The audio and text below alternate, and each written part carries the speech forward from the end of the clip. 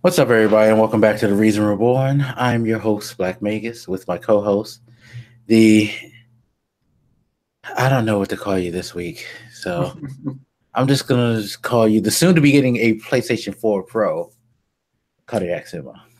Soon to be getting a PlayStation 4 of some kind. We'll see.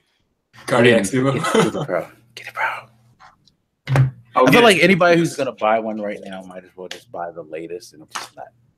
Although I do understand getting the regular Slim because shit, it's $300. That can't beat that price. Yeah, but I will be a gamer once again in life, which is going to be pretty, hopefully cool. Hopefully I don't binge as much as I used to.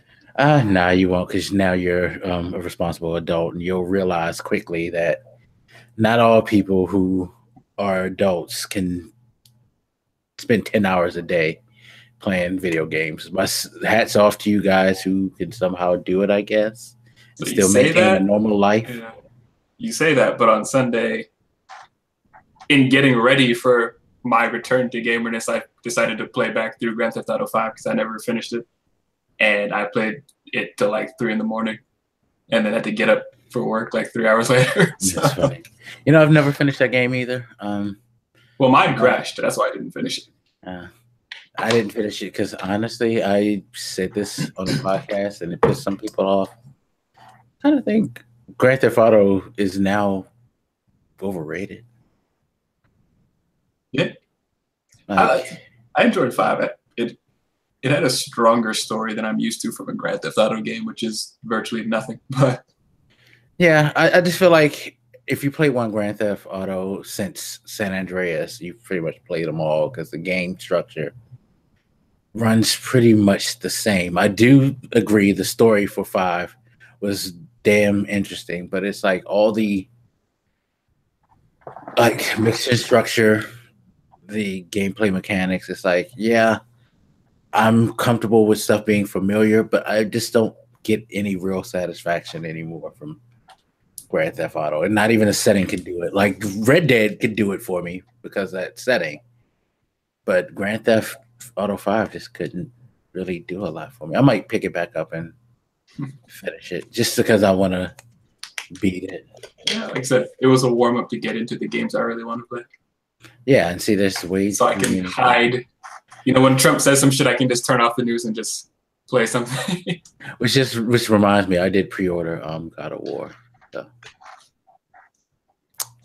Vegas out here plugging God of War on the show. Good shit. And again, it's another game that I found the character, at least not the game, but the character wholly overrated. But I'm actually very excited for that. So. There was no meat on that story. What? God of War series. I played through it. And it's a fun little mashup, but like anybody who thinks that game had a great story or strong character. No. Kratos isn't. He's a fucking asshole. He has no sense of responsibility, and he just blames the world for everything. Kind of like that conversation we had the other day where we were talking about people who want to say the reason why they voted for Trump was because, you know, you guys, you elitists, keep fucking elitists down on me. It's like, yeah, you keep saying stuff like, oh, if it wasn't for Ares, my family wouldn't be alive. No, you asked him to do that shit, and he did it. He did it in a dick way, which he didn't have to do. But at the end of the day, yo, you didn't have to ask him to do that shit. Then you want to go after your entire family because fuck this. They think you're a psycho, and clearly you are because you're doing psychotic shit, banging the hell out of like women and killing them and all types of like shenanigans, and they stripped you of your powers because you're fucking psycho. It's like, nah, fuck y'all. I wouldn't be this way if it wasn't for you not loving me, Dad. Like, okay, Kratos. So you go and kick the father. Like, whatever. So yeah, fuck. Yeah, spoiler alerts for the God of War series up to this point, by the way. If you haven't played a series that is old as shit. Anyway. So all that to say we're excited for 4. Yeah, and after all of that, yeah. I'm actually looking forward to the next installment of Kratos, the forever brat. Actually, no, he seems more mature. That's what I like. I like that, and his son doesn't seem like an asshole like he was, so that's good too. Hope he raised that boy right. Anyway, so we had another week. Again, I ain't God, weeks going feel so long nowadays.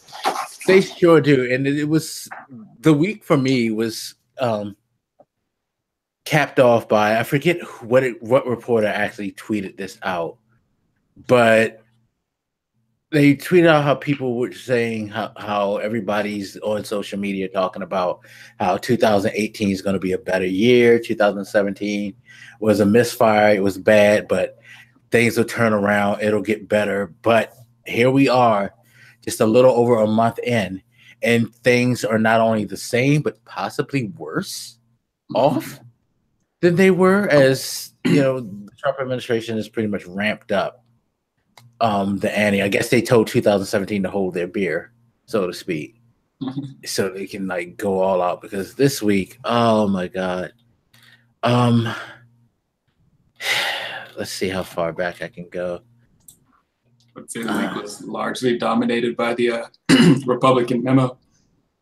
Yeah, you have the Republican memo. If you don't know about that, Senator Nunez, who's a part of the House Intelligence Committee, kept touting this memo that was going to show how wrong the Justice Department was in their pursuit of the Russian probe and things like that. Puts out a memo that basically says nothing but, yeah, we think they did this wrong. We think they did that wrong. It seemed kind of weird that they got an application from someone who was funded by Hillary and all of that stuff. Pretty much it said nothing. Like, the way I'm telling it to you is pretty much what it is, and that is nothing. Yeah. But one of their main arguments was that the court shouldn't have awarded an extension, I guess, to this FISA thing for investigating Carter Page, based on the fact that they used this dossier from that British, what the fuck his name is, I can't remember. Yeah, I forget. Michael Steele. Oh yeah, that badass name, Steele. They got this dossier from that dude who said he was very worried about Trump's presidency. He seemed biased, and because the dossier came from a biased source, they shouldn't have granted another go at investigating Carter Page, which was a stupid argument altogether. Yeah, because this court acknowledged that it was coming from that place, but they realized the gravity of the situation and granted it due to that. I mean, two things. First of all, I'm pretty sure it was Nunes, but it might have been other people. They claimed that they didn't reveal that one of the sources had some bias to it or whatever, that it came from a biased source, which one was just a lie. Yes, they did. The courts knew about that. And two, it's not against the law or anything to use a biased source. Just because it came from somebody who might be biased does not mean it's not factual. And they obviously backed it up with other shit. So it's not like it would have mattered either way. Yeah, it's just like if you knew I was a murderer, but you hated my guts, and you had an idea that I murdered somebody who just disappeared. Okay, yeah, you have reason to snitch on me, but probably should snitch on me if I'm a murderer, no matter how you feel about me. Because it's the same thing. If you feel like a foreign country is manipulating the U.S. Political process, I don't care how much you hate the person who's involved in the situation. I'm going to listen, because I don't need this to come back for me to be accused of dismissing this simply because I know you don't like that person. I have to take stuff like that serious, because that is a serious charge to make and a serious claim to make. Better for me to go ahead, pursue it, and disclaim it than to not, and then all of a sudden, years later, find out, holy shit, if I had paid attention to this guy and not dismiss, him because of prejudice, might have avoided the nuclear holocaust that this man is trying to put us towards with North Korea, or the financial crisis that we may go through due to some of his foreign trade policies and things like that. So And then Yeah. just to reiterate the point, it is largely believed that that dossier was not the deciding factor in getting that FISA warrant. By the way, I know they keep trying to make it seem like this biased warrant, this biased dossier was the reason that they were allowed to investigate Carter Page, who was part of the Trump administration in the first place, but that's also not true. So this is a flimsy ass reason to try to derail this investigation further, which seems to be exactly what they're trying to do. And the fact that he came out was like, this exonerates Trump. And it's like, this is what's really worrying me. And I spoke of this last week, and I will continue to speak of this until something changes. You now have people who have been career politicians who know the system, or apparently came off with the, impression that they knew the system and knew how things work, that are now turning to this very strange Trump-like way of viewing things, where it's just like you only see what you want to see, and you ignore any like semblance of reality. Like this guy saying that this exonerates Trump. Like, did you actually read what you wrote? Like, and if so, how do you even believe yourself? Like, I think we know Nunes did not read the underlying material that and that's read this memo. Yeah, so the idea of him actually reading something, I know you said that as a joke, but like, no, you're right. he actually didn't read it. So you're right. He didn't read anything that he built his case upon at all, which makes it even worse. It's like, okay, so you wrote all this stuff. You've based your whole argument around stuff that you have no clue about because you chose not to read the information and determine whether it fit with your argument. Like, what?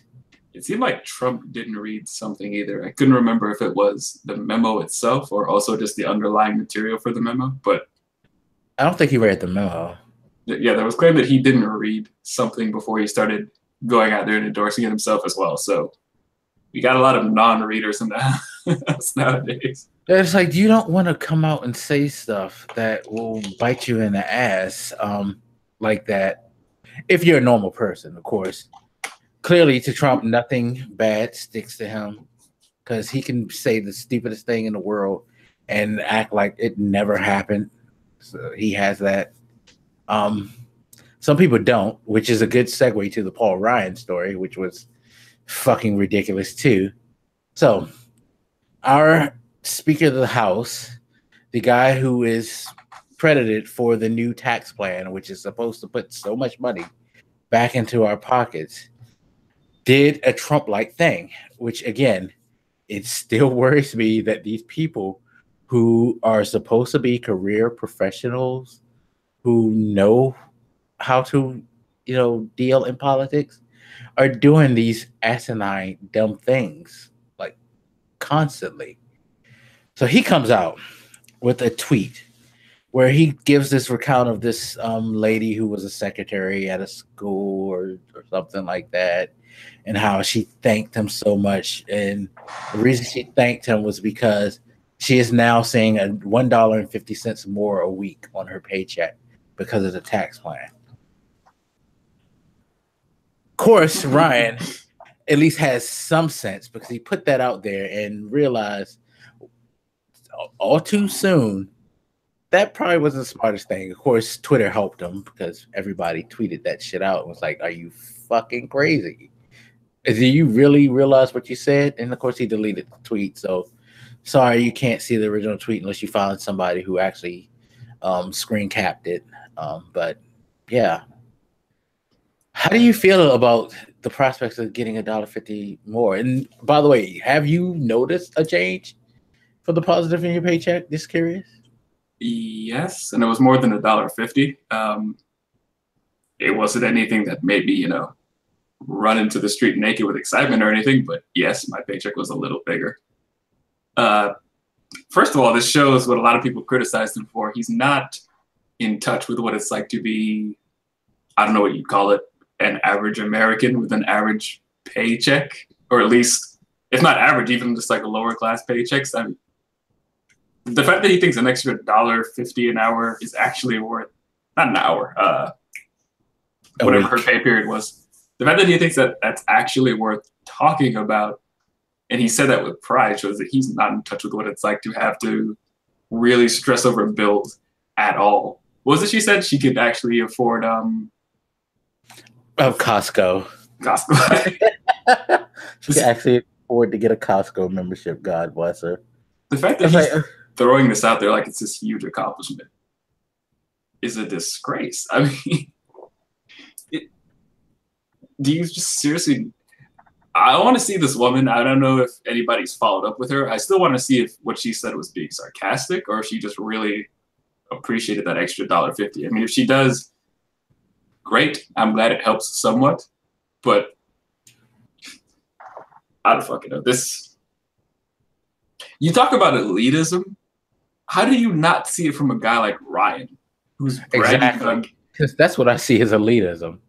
I don't understand how you can possibly slam elitist liberals all day, but when this fucking rich guy says, "Hooray, poor person, you got an extra $1.50," nobody's shouting elitism at that. Are you fucking kidding me? Well, it's like I was saying to you the other day. That's why I don't understand how people want to call liberals elitists, because it's generally said because their views are to try to like stick up for everybody, the little person, try to like, because they are more socially conscious and they're more caring and aware of people's differences and support, people coming from different backgrounds, different points of view, sexuality, religions, what have you. It's like, that's elitism. That's the thing that, people hate when it comes to liberals. And it's just like, how is being a compassionate human being an elite thing? When did that become a form of elite status? Like, only the best of the best can have a heart. Okay. If that's the case, I would love to be elite. But no, elitism to me is someone like saying you should be happy you have $1.50 more. Is someone like, telling me that having to pay for Obamacare, quote unquote, is the worst thing in the world and it's killing you, and you shouldn't want government funded health care. You shouldn't want to pay like these crazy prices that companies do because you got to save the economy. You got to help these companies make money so they can give money back to us and things like that. Arguing against tax liens on corporations and estate tax. Like, no, we shouldn't make these millionaires' children pay taxes on their inheritance. They should keep all their money. It's like, no, that's elitism to me. Calling black athletes, what is the word? Like entitled and spoiled or unappreciative. Right. That's not fucking it. And that is usually the crowd that says that type of shit. That's always complaining that the poor aren't grateful enough for what they have and aren't working hard enough. That's not fucking elitist. Like, I just feel like the word elitist is getting thrown around too easily and not in the right directions. The way that he can get away with saying that shit and not be called elitist. Unbelievable. Yeah, it's totally ridiculous, but that's the world we sadly live in right now, which I kind of want to get off this planet, but it's okay. I'll stay a little while longer, at least. At the very least, it's an entertaining planet, I guess. It's killing my soul, but it's entertaining. Speaking of entertaining, we're going to take a switch off of politics and we're going to go into the world of sports, only because this sports thing is kind of socially connected. And it's also, again, going to the entertainment thing. I found it fucking as hilarious as I did saddening. Well, while you set this up, I'm going to turn off something that's making some noise out there. So okay.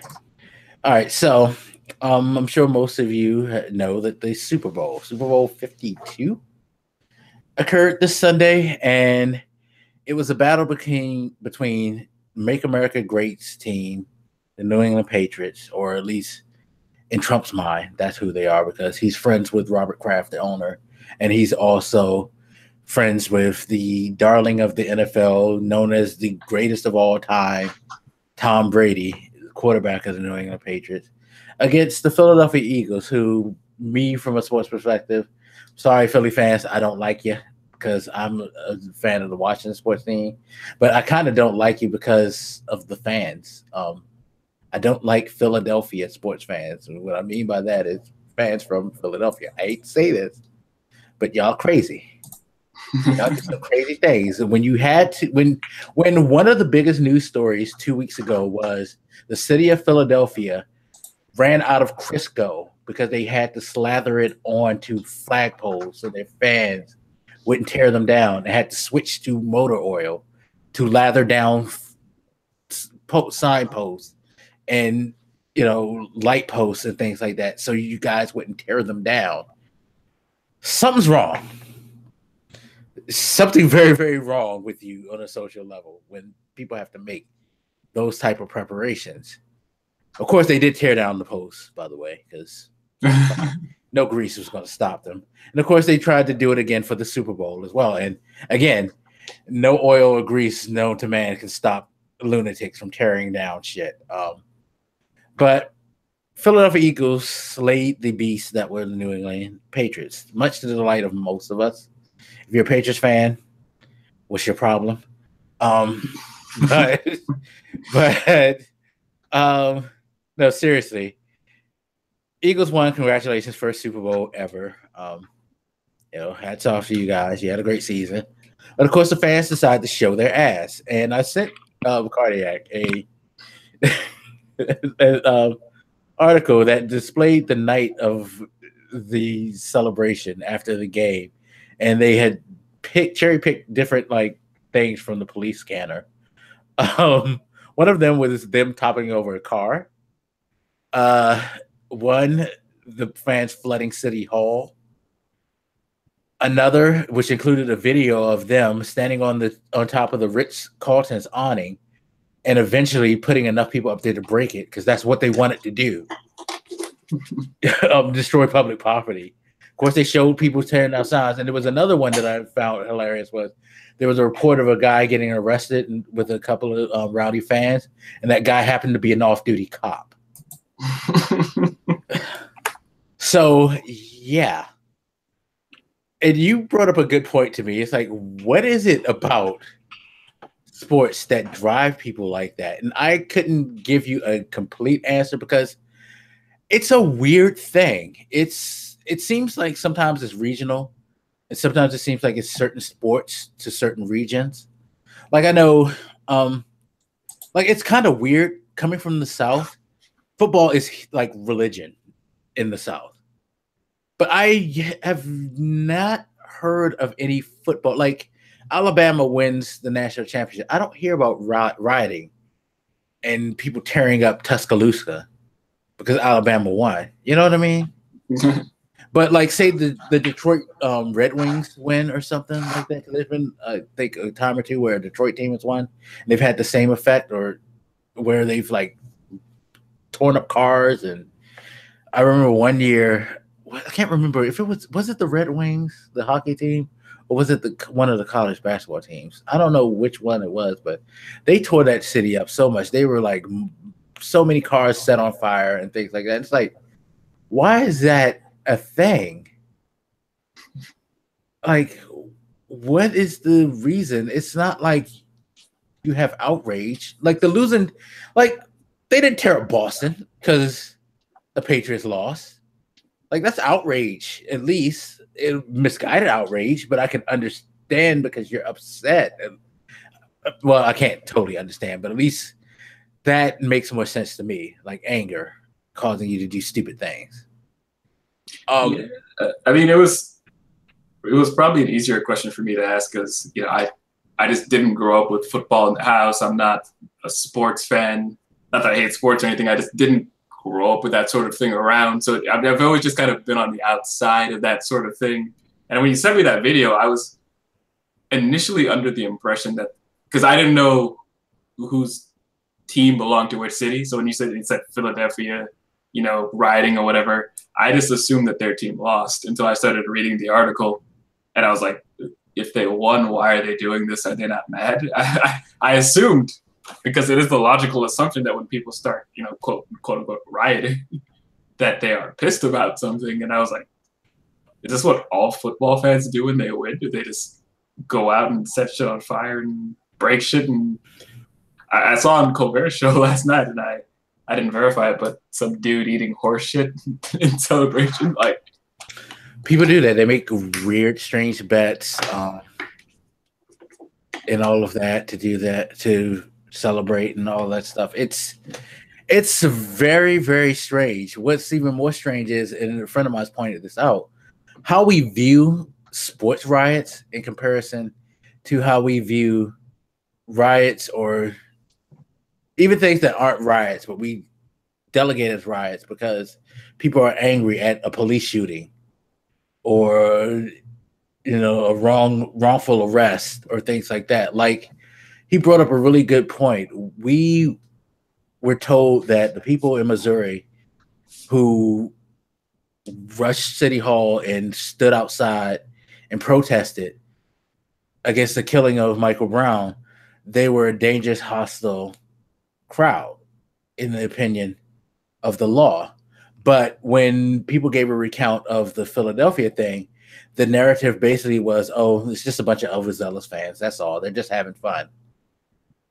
And it's like, no, they're destroying public property and private property, while you're telling me these people who are just standing out shouting and yelling at you are the more dangerous people.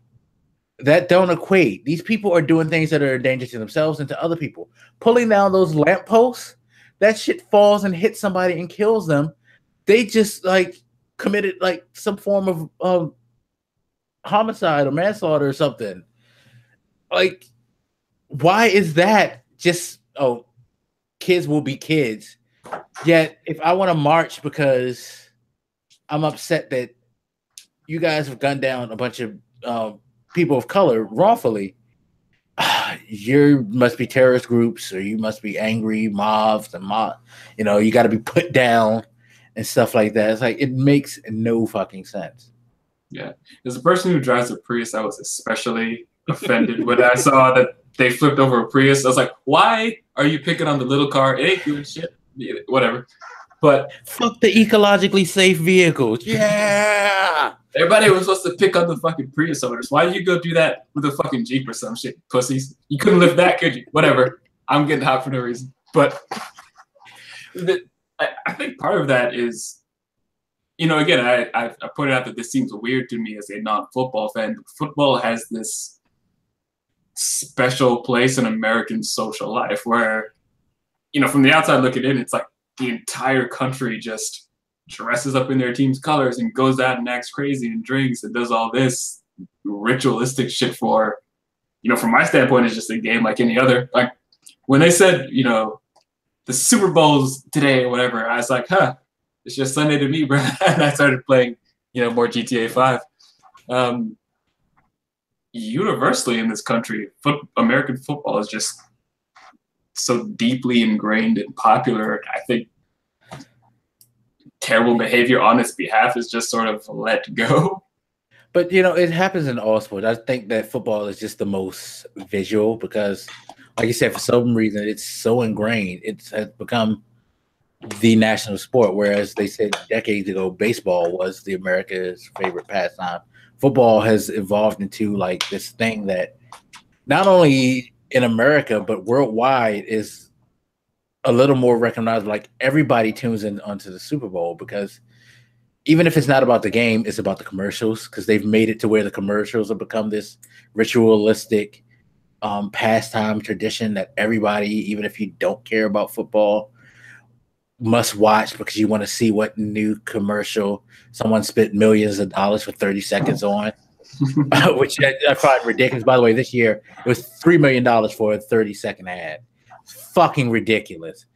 People are spending that just to get ad time. I mean, the number of people watching.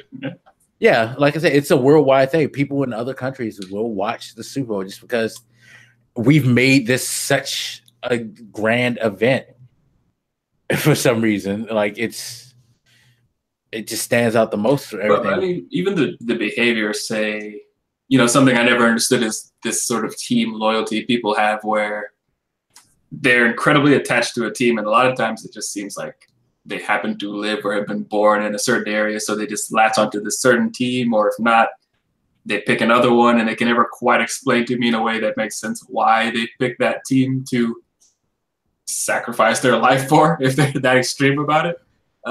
So I think one of the things you had mentioned was fans would like pelt opposing team fans with rocks or something like that. The game before the Super Bowl, the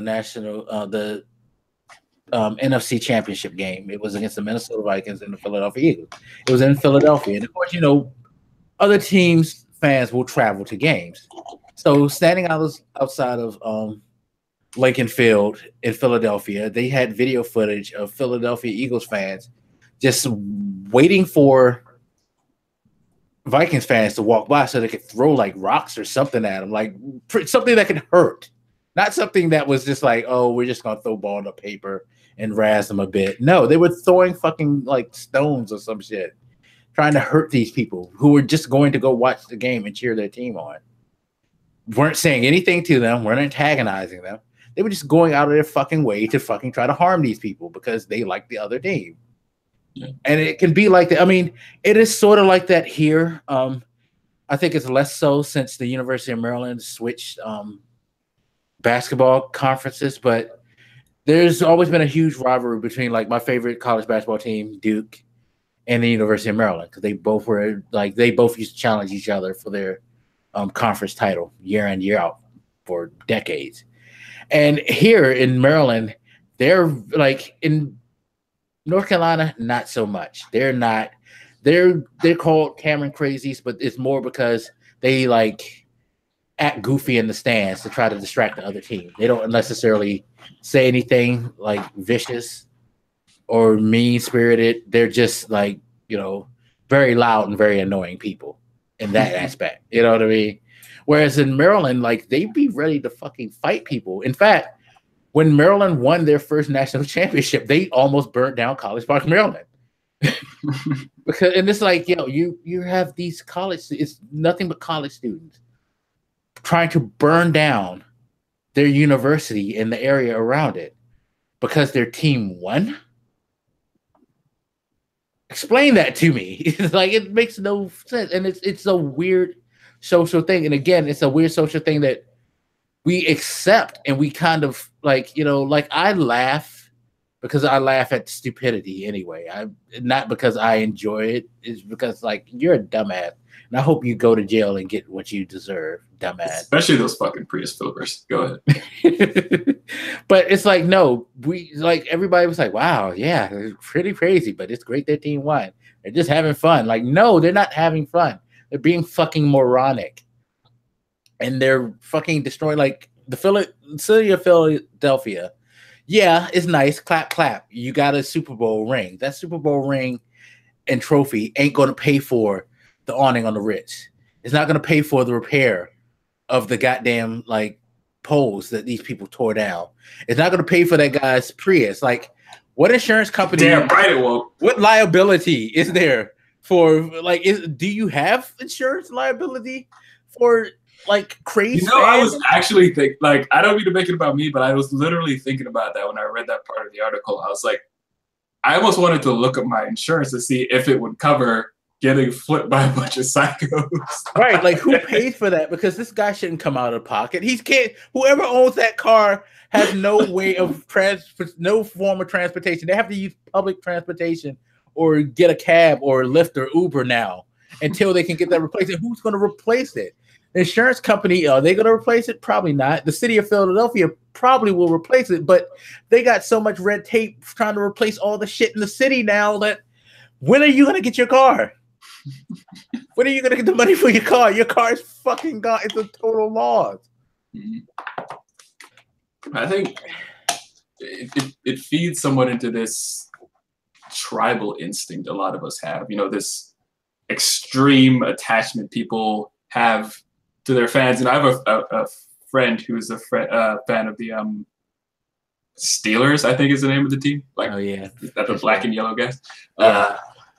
They're a big fan of that, and they're like always talking about it. They dress up the kids in this shit, and they're super big on it. And I don't understand they make it seem like it's a member of the family or something. Even the way people talk about sports, our team won, we did it. Even if you're just kind of sitting on your ass watching the game, somehow we did it. This level of attachment people have, I think that's part of the reason that they get away with this level of excitement, because it's just kind of accepted without being explicitly said that there is a freakish level of excitement and attachment toward sports and sports teams. I think most people are willing to acknowledge that these guys went overboard, but I don't think it gets treated as like a crime or in a super bad way, because everybody just acknowledges that everybody gets crazy about sports. And again, from the outside looking in, a lot of people look fairly crazy, not at the same level as those fuckers who are eating like horse shit and stuff, but it does seem almost religious when you're on the outside looking in at it. No, you can't imagine some of the stories I've heard. People getting tattoos of their team to show their loyalty. This one guy, actually a Philadelphia fan, has a Super Bowl trophy that he's had for years because he thought they were going to win it a certain year and they didn't win it. And it's like, wow, you just got that thing on you, and now you're going to have to get it fixed because finally y'all got it. But it's just like you see the wild stuff. Like I could say from my perspective as a sports fan, I'm heavily into my sports, but I have a disconnect point. Like I will be mad at stuff that happens, but once the game is over, my life has moved on. Which I guess I find myself in a weird space because among my friends, I'm one of the few that are like that. Most people, they just get like, to this day, a friend of mine is still angry at NFL football because his team didn't make the playoffs. In fact, he went on a rant this weekend about how everything's fixed and stuff like that because his team ain't make it. Like 5 years ago or something, somebody on his team made a catch they called not a catch, and now it's a conspiracy because in this game there was a couple of catches that were questionable like that were called catches, and like he's just went into a rage fit. It's like, dude, you ain't over that shit yet. Like, come on. You look at that, the ranting, the dressing up, the tattooing. Again, most fans aren't as crazy as those people who went all psycho in Philadelphia, but at a certain level, when you see the general behavior of, a lot of fans, it's not hard to see how a few of them could take it just a step further and be even crazier. Many of American football fans are obsessed enough with football that it doesn't shock anybody when something particularly crazy happens, because a lot of them are always at this super high emotional level when it comes to sports anyway. And because it's so common among football fans, I think we just accept that as a fact. And I think that's why, again, you see these people in Philadelphia, we're just kind of laughing them off. It's because even though they're not normal football fans are already hyper emotionally attached to this shit anyway. So we get how they got there. They didn't go from 0 to 100. These Philadelphia guys, they didn't go from 0 to 100. They went from like 60 to 100. Oh no, it's like I was telling you the other day. It's not just with football with Philadelphia fans. They've had like brawls in baseball games. They tried to get on the field to beat up other teams' players and umpires and things like that who made a bad call. I mean, their city might be even further unusual. I just mean nationwide. I can see why it's not getting the reaction. But no, that's why I was about to go, because I'm about to send you a link to show you, like, when it comes to football, yeah, it is kind of a nationwide thing, because you may just remember Oakland Raiders fans. Now, they're not necessarily always violent towards other people. They're very strange, mostly. Generally, like what I just showed you isn't the norm. What's the norm is the way that they dress. And if I could find a picture to send you of like how they commonly dress the game. But they do like have a fight with the San Francisco team, which I find very, very crazy. But Okay, here's one guy in particular who's well known for going to games. But yeah, it's like football seems to inspire the weirdest of the weird, like that guy. This dude literally just slapped him. Yeah, Just because he was a fan of the other team. yeah, Just hopped up in his. My God. yeah, and they'll look like the guy whose picture I sent you, or like this guy. Ew, that getup is hardcore. Yeah. And by the way, I find it weird that Raiders fans seem to have a demonic lean to how they their appearances are. I mean, they're intricate, but it goes again to that whole religious. And this is what they call tribal- themselves yeah. right here. This is how proud they are of their weirdness. The Which, black hole. you know, The most. Do they call themselves the most notorious fans? yes, they do.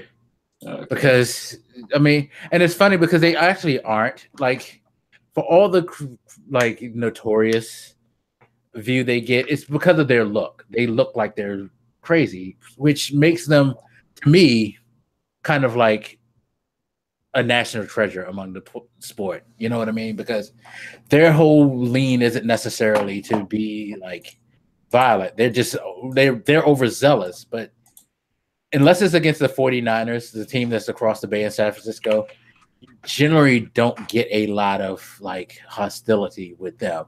They'll scare the shit out of you, but they won't beat the shit out of you like Philadelphia fans. You know what I mean? But just seeing these get-ups that you showed me, like, it just feeds further into my whole religious tribal view of how people engage with sports. Like, I think I mentioned this to you on Twitter. Like, when I watch people dress up like this, it feels like walking through a forest and just like happening upon a tribe in the middle of some ritual where they're just like wearing face paint and dancing around some shit. It's an odd experience if you are not part of that world. Yeah, no. I can't imagine anybody who's never watched football going to a game in the city of Oakland and not being like freaked the fuck out by what I just showed you. But like I said, they're not bad fans now. But in Philly, dude, crazy. They're fucking crazy. I mean, it's been Philadelphia's history is so bad that their previous stadium, they actually had to build a holding cell in the courtroom so that they can expedite people who had started fights or like attack people in the stands and like lock them up and let them spend their 24 hours in a fucking stadium jail. And this is the behavior that we normalize. It's good shit. Yeah, exactly. But yeah, I just wanted to share that. But again, congrats, Philly. You finally aren't the losers of the NFC East. You just the last team to ever win a Super Bowl in the NFC East. So hold that for the rest of your lives. Know that you only have one. My team has 3, and everybody else has at least 3. So, oh well. I mean, I'm talking too much shit if I was you before they roll up in your house and make you eat horse shit. I guess I don't know. Just know that. What's your address in Florida so I can send them there? You good, bro? I didn't say shit. Like, I don't even watch football. Maybe that will piss them off. The fact that I'm not watching, they're like, "Fuck's wrong with you? You're not even gonna watch football? Are you even American?" Yeah, having family in Philly, I probably can never go to Philadelphia again for my comments. But y'all are fucking insane fans. You're got some great teams, but you're insane fans. You're gonna visit 10 years later, and it's gonna be like this group of kids down the street. Like, we didn't forget, motherfucker. Exactly. Oh man. All right, moving on. Speaking of black holes, our economy. Do you have any investments, sir? No. No 401ks? Oh, I thought yes. Oh, I'm sorry. So yeah, if you're someone who's invested like us, apologies, because your money is now in the black hole itself because the Dow has been plummeting. Today it plummeted 562 points. So it actually recovered, so to speak, from from the disaster of yesterday where it went down almost 1,200 points. So historic. Hey, I mean, at first it went down like 1,600 or something, and then hopped back up again after Don't Yeah. quote me on that number. It went down a bit. And then Yeah, kind no, of it recovered a says, little because I'm bit. looking at the article, it says in the beginning, stocks went into a free fall on Monday, and the Dow Jones plummeted almost 1,600 points, easily the biggest point decline in history during the trading day.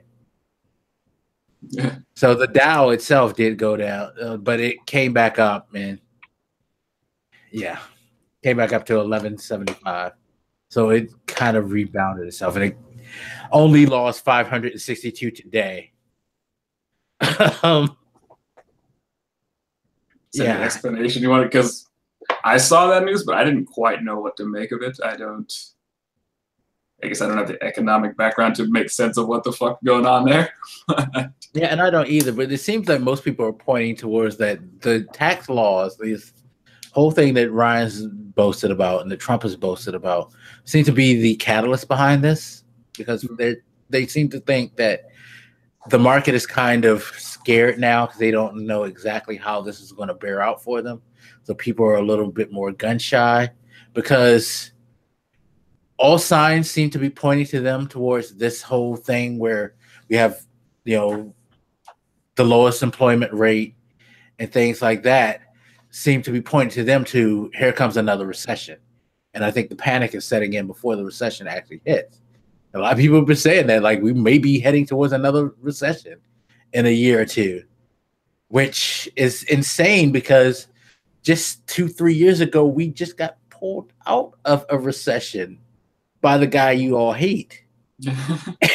And now the guy you all love is pulling us back down.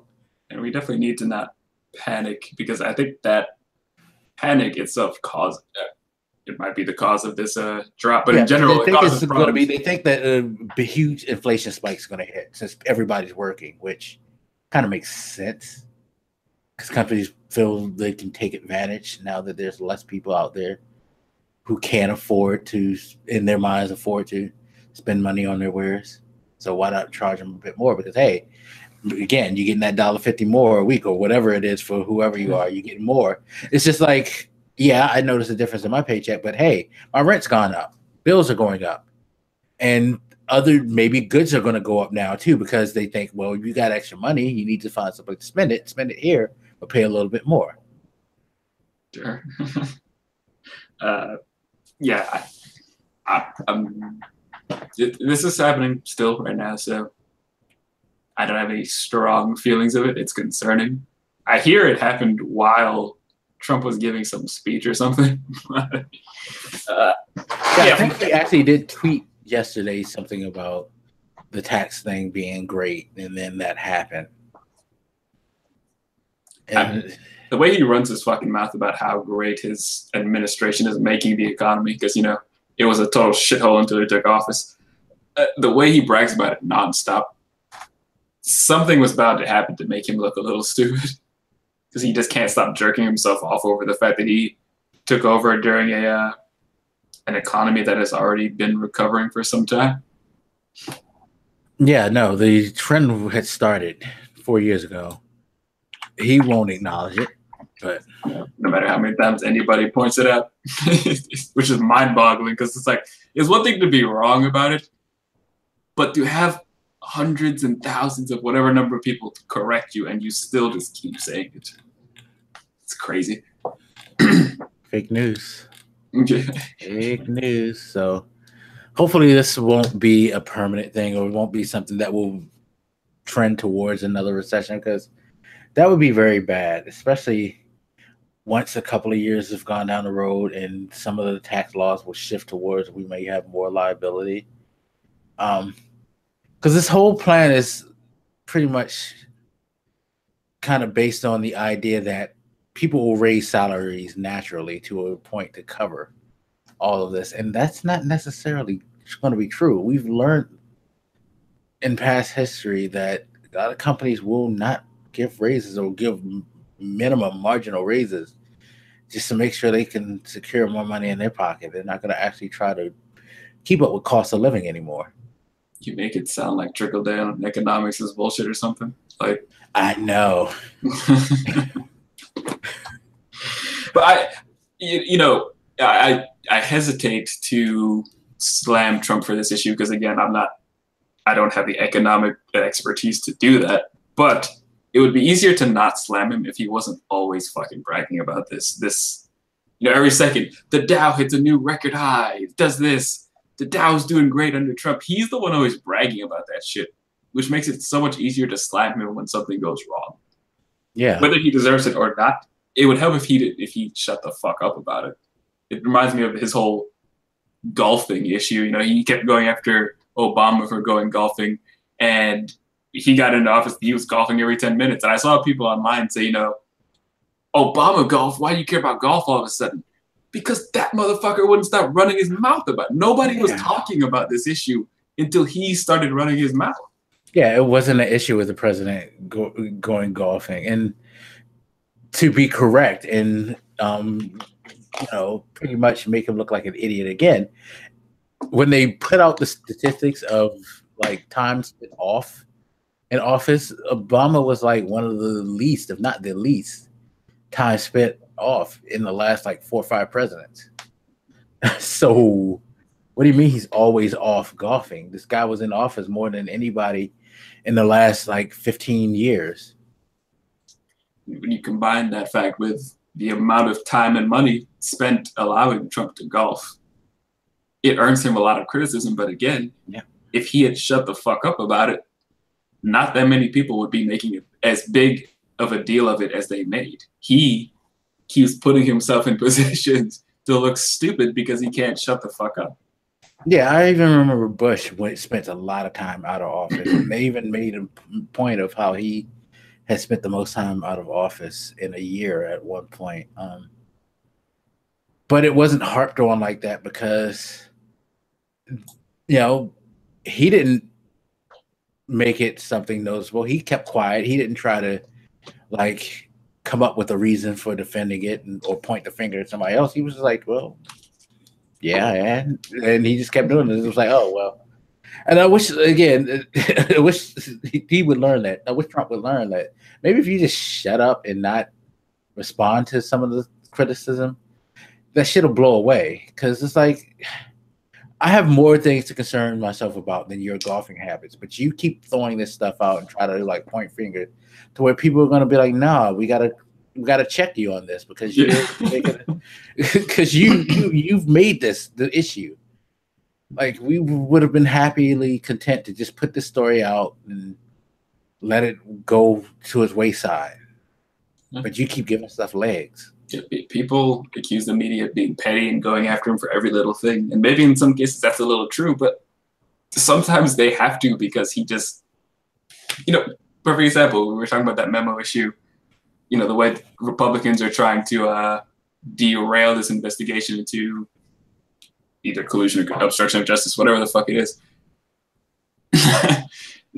I think it came out today that Trump's lawyers have advised him to refuse to enter into this Mueller interview.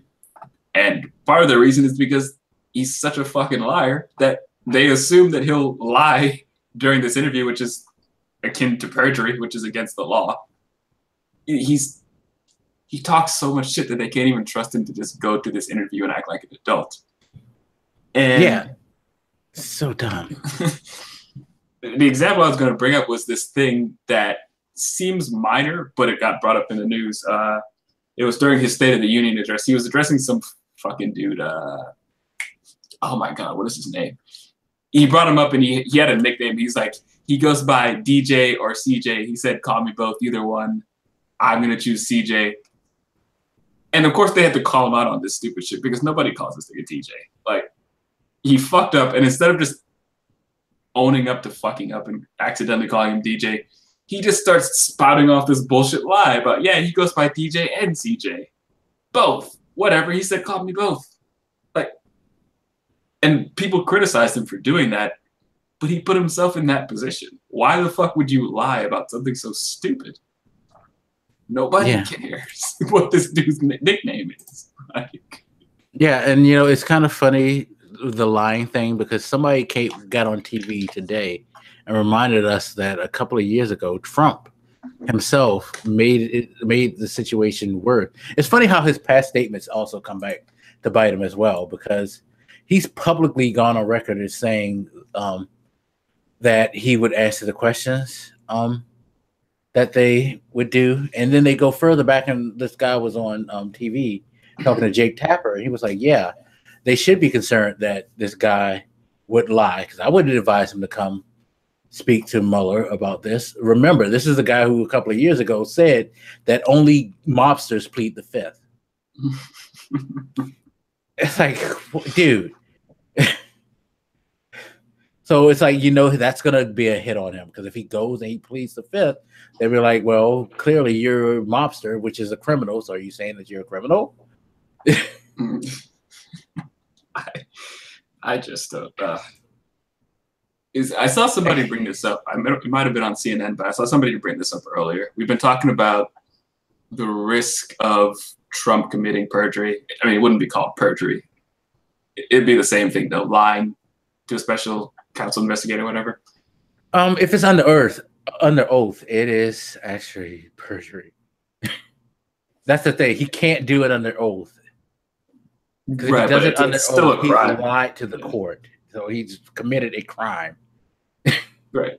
Like that would be perjury. If he just lied, then they just say, well, no, he lied. So it wouldn't be if it wasn't under oath. It would just be like, yeah, he lied. That would, but what that would do, that would give them precedence to actually hand out an official subpoena to bring him back in to see if he can clarify himself. And then if he continues with the lie, he'll end up being with perjury. So does he have to go under oath? Because it seemed to me like if he lied during this interview at all, he'd still have committed a crime. Would take a deal just to speak with him with no, off the record, then no. I mean, off the record, yeah, but even if he just doesn't go under oath, if he lies to the special counsel, that's still a crime. In one of these interviews, not how they would do it if they made this certain deal to where this can't be admissible. You can do that. But like I said, it would give precedence for Mueller to continue if he finds that the facts were lies, because while he couldn't necessarily point to what Donald Trump said, he could point to the evidence that disproves it and bring that up and have that further the investigation. You know what I mean? Well, whatever the legal threat here is, this woman pointed out that it's so weird that we are starting from the assumption that the president can't be trusted to tell the truth in an interview. We're all talking about how he might get caught in what people are calling, the perjury trap or whatever. And we're all having this discussion about it. And nobody stopped to take a step back and think, wow, none of us even give him the benefit of the doubt that he could tell the truth in an interview, because he's just such a consistent fucking liar. And the reason I brought that CJ DJ thing is to show that he's willing to lie about anything, even shit that doesn't matter. When he just fucked up, instinctively, he just started lying about it. Yeah. So this idea that he's going to go in there and just start lying is not unusual. It's not irrational. I don't think he cares what the truth is in reality. No, because he even lied about the whole fifth pleading the fifth thing, because he's actually has pleaded the fifth in court himself. So it's just even then, it's just it's sad, because generally speaking, a lot of people feel like politicians as a whole are nothing but liars and cheats. But there's, like you said, we give them an air of benefit, of doubt. There's some benefit of doubt that we give politicians still, even if we do feel like they're all cheats, thieves, whatsoever. This guy has said so much stuff that you can't even give him the benefit of the doubt. It's just if he told me his exact birthday, I'd say he was fucking lying. It could be the truth. That's how he's become that fairy tale. What was it? The thing about the sheep or whatever? The sheep that cried wolf. He's the sheep that cried wolf. Oh, the boy that cried wolf. Yeah, the boy that cried wolf. Sorry. He's lied so much about shit happening that if the wolf comes and fucking bites him in the ass, nobody's going to believe him. Well, there's a few people that will believe him, no matter what. They're on the Trump train, and they'll get bit in the ass too, and they'll be happy to get bit in the ass because they'll say, "Well, at least he tried to warn you before, and you didn't listen." Yeah, I still can't get over that CJ DJ thing when he said that. Well, I was watching it live. You know, we were both watching it live that day, and I'm like, man, not even a moment's hesitation before he just started lying. Didn't consider just saying whoops and then continuing on. He just he takes no responsibility for nothing. It's like something as small like that. He could have been like, well, "I'm sorry, I got your name wrong." He said perfectly fine. Fuck, I can't remember who he was referring to. And I don't even think it was that speech. I think it was an address to the GOP leadership later or something. But he said something like, this guy says, "I'm probably the greatest president ever. Even better than Lincoln?" Yes, better than Lincoln. I got to find that. Like, I don't remember who the fuck he was referring to who said this about him. But after the CJ DJ thing, I was like, I just don't believe anybody was sucking your dick that hard. I can't buy that. I'm sorry. Nobody told you that you're the greatest president ever, better than Lincoln. Get the fuck out of here. That just sounds like one of those things you just started saying as you started riffing off bullshit in the middle of a talk. Yeah, it's pretty damn sad that this is the type of leadership that we have. Like, again, I understand the idea that politicians lie and misdirect, that they, like, we were talking about that kind of earlier, how politicians will like not completely come out and just say what they mean or tell the truth. They'll kind of try to misdirect and kind of like paint things in a different way instead of just saying what they should be saying. This guy, he's just full force on like, "I don't respect you at all, so I'm going to lie to your face." Right. And that drives me crazy when people say, when you point out that Trump lies in a way that I've never seen a human being lie before, ever. Like, I've never seen anything quite like this motherfucker. When you point that out and people say, "Well, politicians always lie." Not like this. It's not the same. Like, even what you're talking about, the criticism was coming from me because I was watching a clip of, I think, Kamala Harris waffle around this fucking question about whether there'd be a shutdown. And I was like losing my shit. Like, why can't you guys just answer a fucking question? And I like Kamala Harris. The Democratic Party just has some nice individuals that seem great. Her, people like Elizabeth Warren, people like Sanders, people like Cory Booker and his lovely face. People like a bunch of these motherfuckers, but they all do that politician waffle shit. They never, if it seems like a slightly controversial question, they can never just fucking answer it. But that is not the same as the level of lying we see out of Trump. I think that waffling shit is unfortunate, but it's not the same. You need to stop. Yeah, no, because it's kind of like human nature, because we kind of all waffle in certain situations that we don't want to like tell. Like, we don't want to tell a friend something horrible about them sometimes. So we'll kind of waffle around like, "Yeah, no, you weren't wrong when you did that." Yeah, I mean, yeah, no. I defended it too. I said, I understand that you have voters you need to not piss off too badly. Yeah.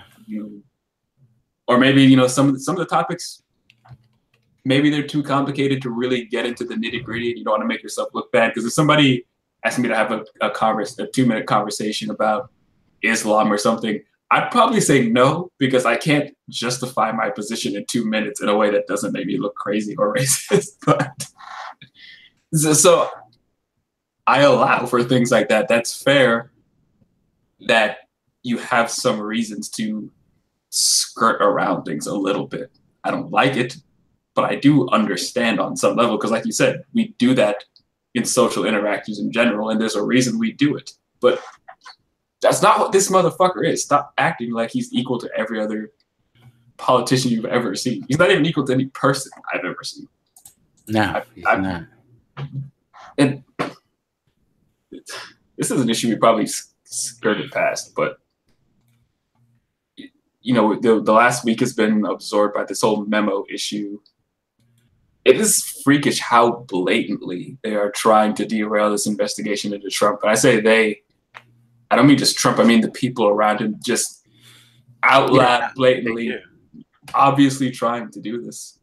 Holding back the Democratic memo, pushing forward this bullshit that I think the Department of Justice said would be reckless, or maybe it was the FBI, said it would be reckless to even release this thing, and they fucking do it anyway, while suppressing Democrat information. Donald Trump Jr.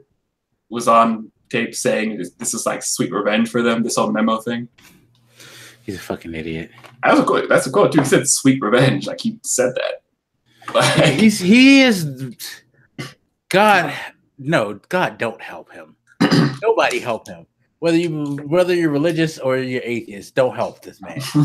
He's a fucking moron. He's a waste of space. His father's right. He's dumb as shit. Like, he's useless. I don't know why he feels the need to open his mouth. Just sit in the back of the room, shut up, and let your daddy's money take care of you. Because you're and the thing that he comes out with such confidence and such like he like puffs up and gets so like, yeah, I'm about to school you on something. Like, take that. It's like, yo, you're worse than your father. Like, I have no use for that, man. Where the fuck is Ivanka? I'm chilling, being as quiet as possible. I give her credit. She and her husband are sort of smart. It's like they play the background role of things. They don't come out and just be extra because she's realized that the few times that she has come out of her face or said something that she sounded like an idiot. So it's best that she stay back, play her position, and just work in the background because, yeah. Exactly why I bring that up. She learned her fucking lesson. She reached her hand up, to take up the cookie jar. She got slapped away a couple times and she stopped. Not Trump Jr. No, he keeps trying to impress his daddy, and I'm like, dude, he does not learn this fucking lesson. Because I brought that up because when's the last time you heard Ivanka Trump's name about anything? I feel like it came up in the news like a month or two ago about something pretty benign. Like she must have what the fuck did she bring up? I can't even remember because it wasn't important. She tried in the beginning and she realized it wasn't working out, so she just fucking stopped. Unlike Daddy and her brother, it looks like she learns from her mistakes. Yeah, no, she at least knows when to like chill before she tries again. Because I don't get it. Sweet. Again, it's just how blatantly he's attacking the FBI to shut down this memo, which not the memo, the investigation, which just makes you look so fucking guilty. And this is the biggest problem because it's just like you're trying to destroy the justice system from up top. Justice system already has enough issues as it is with things that happen on the lower level with racial profiling and things like that. Now you have the like highest law of the land being eroded because this one man doesn't want to get in trouble. Right. And it shouldn't be that way. This isn't a monarchy. This isn't a dictatorship.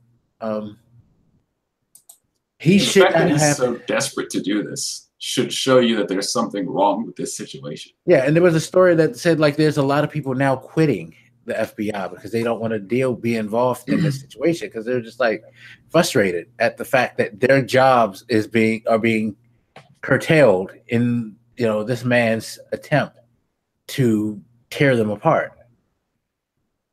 Yeah, I think yesterday some dude, I think he might have joined CNN as like a analyst or some shit. He quit the FBI. Pretty much the same reasoning, and he was making the point that this makes the job hard as shit because you're souring public opinion on the FBI, which impedes their ability to work. When they try to go and talk to people they might get information out of and stuff like that, and you're making them look like the seedy, untrustworthy information.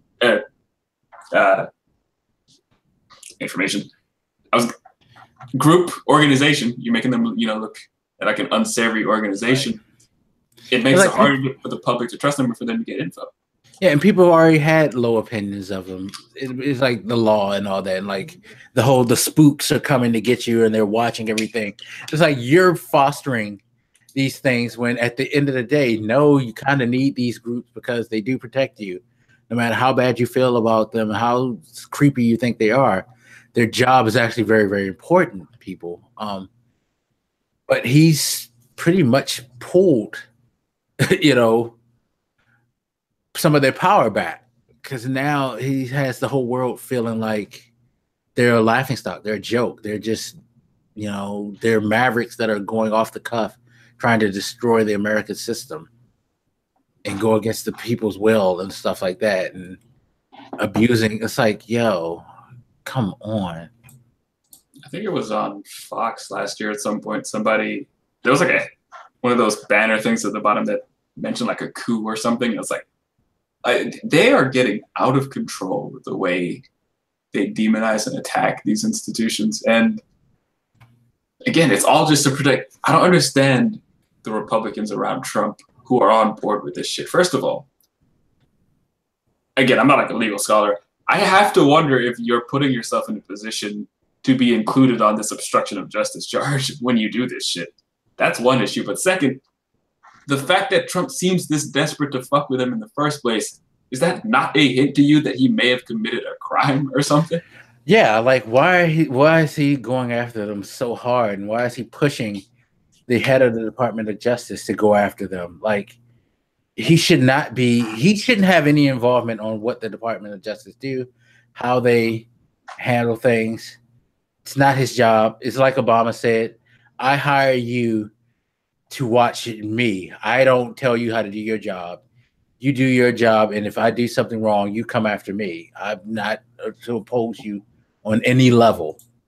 That's how the Justice Department works. The president should not use the Justice Department as an arm of, retaliation or to protection.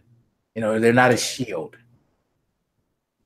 But this goes, you mentioned something that stuck in my mind when you said it. He's not a king.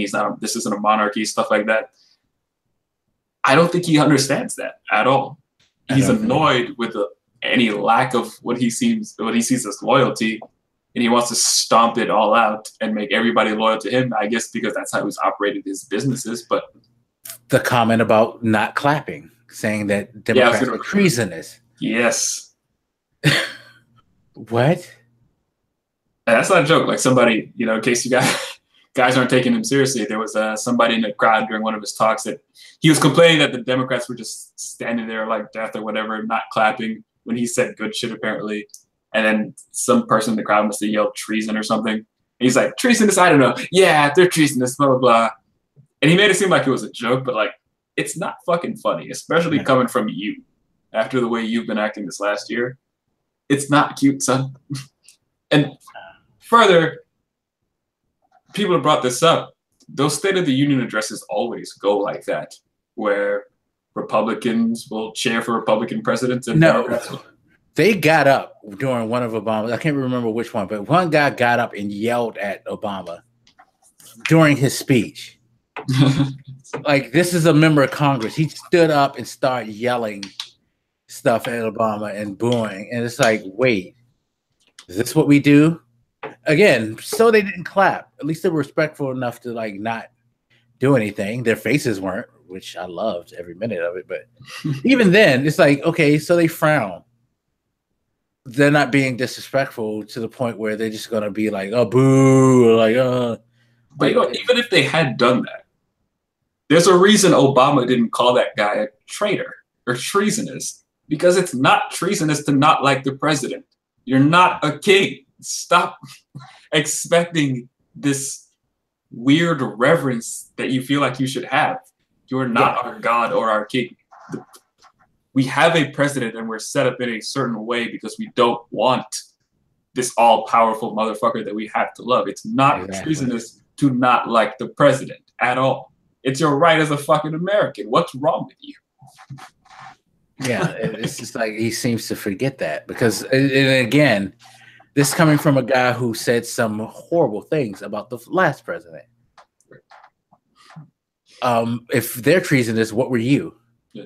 You tried to get the man kicked out of the country because you tried to tell everybody he was a fucking like Muslim terrorist. Ain't that treasonous? Like in your mind? Like, but no, it's fucking. And this notion that they didn't cheer for good shit. What the fuck is he talking about? What good shit? When those people were telling their, beautiful stories, they clapped. Yeah. They were probably a little annoyed at Trump's using them to make himself look better, whatever, but they clapped. Like what precisely did they not clap for that pissed you off so bad? What the fuck's wrong with you? Basically, the only stuff they didn't clap for was when he was sucking his own dick. Which was a lot of the speech, which is probably why they weren't clapping. So. Yeah, because they were like, really, dude? Because I would be, if Obama was doing it on that level, and all presidents do it to some degree, they, highlight the things that have happened in their office that were seen as accomplishments. But the level that he goes to it, he makes it seem like he invented, every positive thing ever created to mankind. And people don't like that. Like he doesn't just pat himself on the back. He reaches like around, grabs his own dick, jerks himself off, like in your face. In your face, and then tell you to like lick it and like it. How dare you not thank me for the money shot? What's wrong with you? Right. Like the fucking like he's a sycophant. Right. I will continually say that he's a sycophant. Did he? Again, this guy talked about making America great again. I don't think he knows the first thing about fucking America. Again, not a king, but further than that, this notion that the DOJ has to be loyal to you and the FBI and everybody has to be loyal and make you feel good and all this shit. That is the opposite of what should happen. We create this sometimes convoluted network of interactions in our government to create checks of power, not so that you can be stronger. We are limiting your power on purpose. So when he feels like, he can't just fire somebody and he's frustrated by that, and he's frustrated that people are investigating him and shit like that, that's what the fuck we're doing. We're doing that on purpose because we don't want a king that can just do whatever they want. You have to have challengeable power. And there have to be people out there actually challenging you. This isn't one of your companies where you can just do whatever the fuck you want. He doesn't have a democratic bone in his fucking body. He does not understand the basic philosophical foundation of what this country is supposed to be. Everything that pisses him off is foundational stuff for our country. Yeah, no, he's again, his whole he's the only thing that he never lied to us about is that he was going to run this country like a business. That he has not lied, because he is definitely doing that. He's being a liar. He's being a cheat. He's being disingenuous. He's making poor decisions and covering it up, and thinking that he could throw money at the problem or not pay for it at all. He is running it like a businessman, like what most people see businessmen are. And no disrespect to all businessmen, because not all businessmen are like that. But the general view of people who own business are that they're ruthless and they're selfish. Guess what, America? Look what you voted into the office of the presidency. A ruthless and selfish businessman. You're right that that's not what all business people are like, but that is specifically what they wanted. Yeah. They wanted somebody who would be callous and ruthless, and because their whole argument was, well, he'll use that in our favor, which was always fucking stupid, because when has a businessman ever done something for somebody else? Yeah. They use it for themselves. That is the point. Yeah, and all this time, I know people who will like lash out at businesses that have done charitable things because they're business people.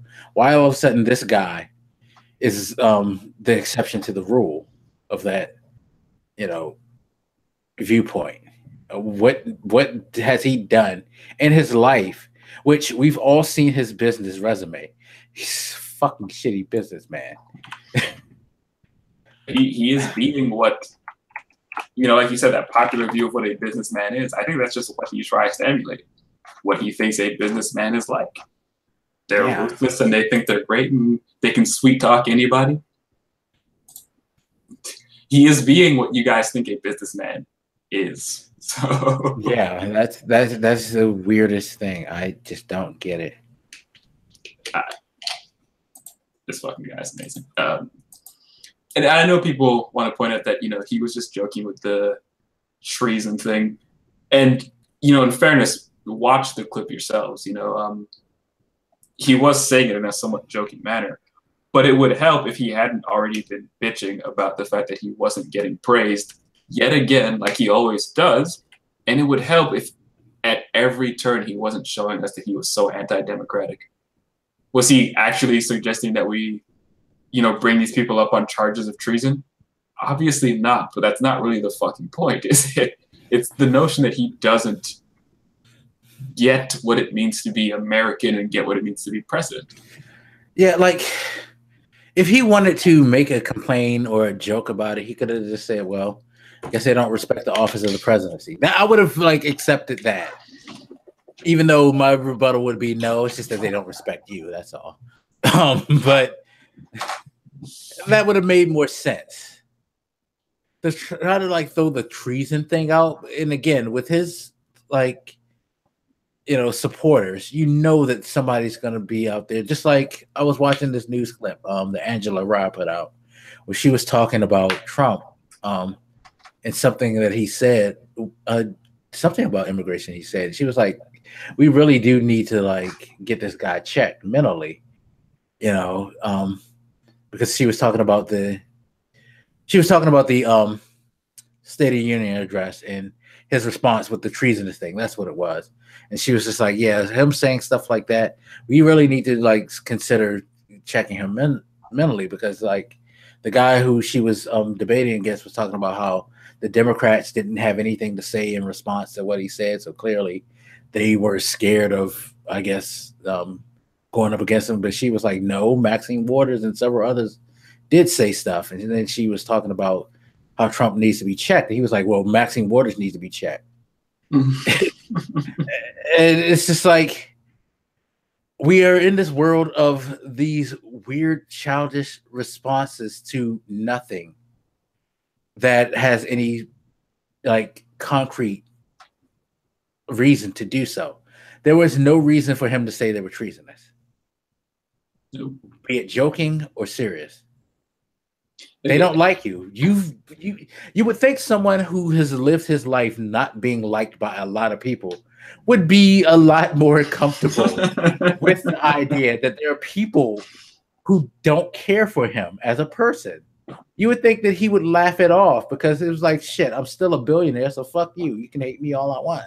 You would think that he would have that type of attitude. But this guy just so hates not being liked. He has to have your adulation. He needs you to adore him. He needs you to believe in everything he does and feel like everything he says is correct. He cannot survive without it, it seems. And it would be easier to take as a joke if he didn't have the fucking track record that he has and has showed us his values. This isn't the first time that he's complained about not being praised. When he first took over, he was already complaining about not getting praised for the booming economy. He was complaining pretty early about the news not, you know, thanking him for shit that obviously was a latent effect of the Obama presidency. He probably still to this day is pissed at the idea that he lost the popular vote, and he was hell-bent on that whole, it must be illegal immigrants voting or whatever. He cannot deal with not getting praise. And he's proven that over and over and over again. So even if he was joking, and out of any other president, this still would have been a pretty disgusting joke. But out of him in particular, it's hard not to take it seriously. He has too much of an established track record with this sort of issue, this anti-democratic issue that he has. You cannot ignore it from him. No fucking way. And I think he just thought he was going to come into office and be king, and he just cannot process that we don't have a king in this country, And there's reasons we don't have it, and we intentionally do things to not allow you to be a king. Yeah. It's not accidental that people keep trying to thwart your efforts. That's what we do in this country. That's the reason why this country exists, because we didn't want to be under the rule of monarchy. I don't know why he doesn't seem to understand that.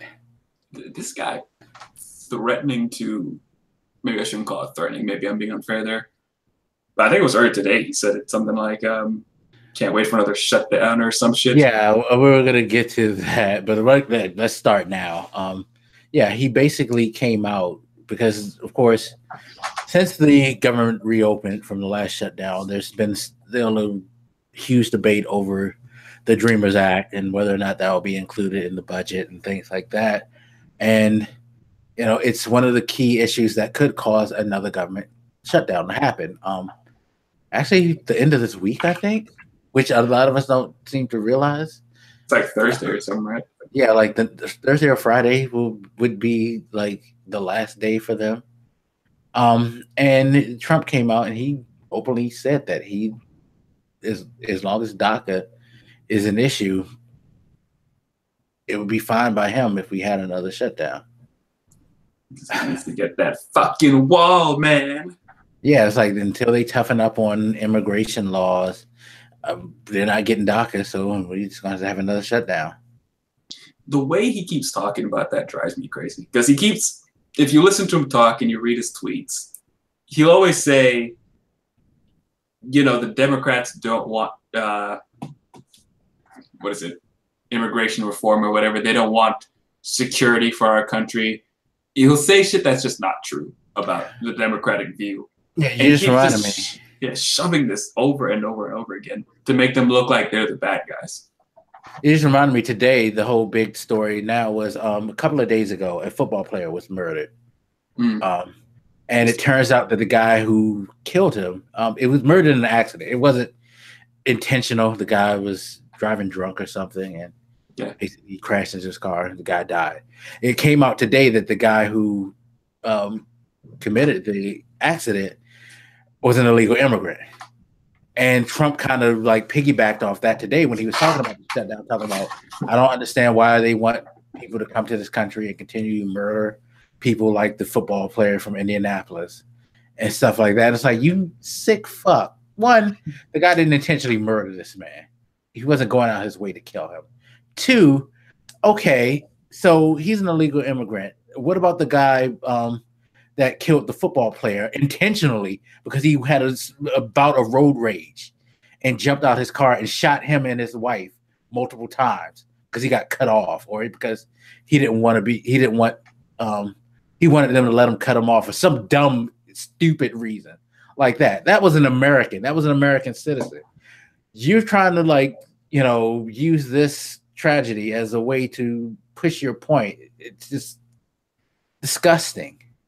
What are the point? He keeps, and this is an attempt to make the Democrats look bad largely, he continues to conflate these DACA people with these illegal immigrants who are part of gangs and committing crimes. I do admit, after reading that article about that driver, it seemed that he had been deported twice already. I think in 2005 and 2009 or something, he'd been deported twice.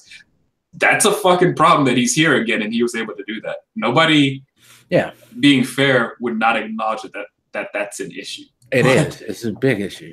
Yes, but you are conflating these issues with these DACA kids, and they're not the same fucking thing, and you refuse to separate them, all in an attempt to make Democrats look like they want to keep gang members and illegal immigrants in the country who are committing crimes.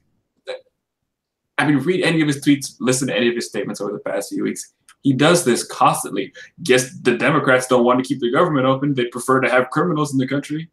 Guess the Democrats don't care if our borders are safe, we have security. Like, just spouting off lies about their position because he continues to conflate these two separate issues. And to your point, drunk driving in this country is already, well, you were talking about intentional manslaughter, sound like, but yeah, but that guy was drunk.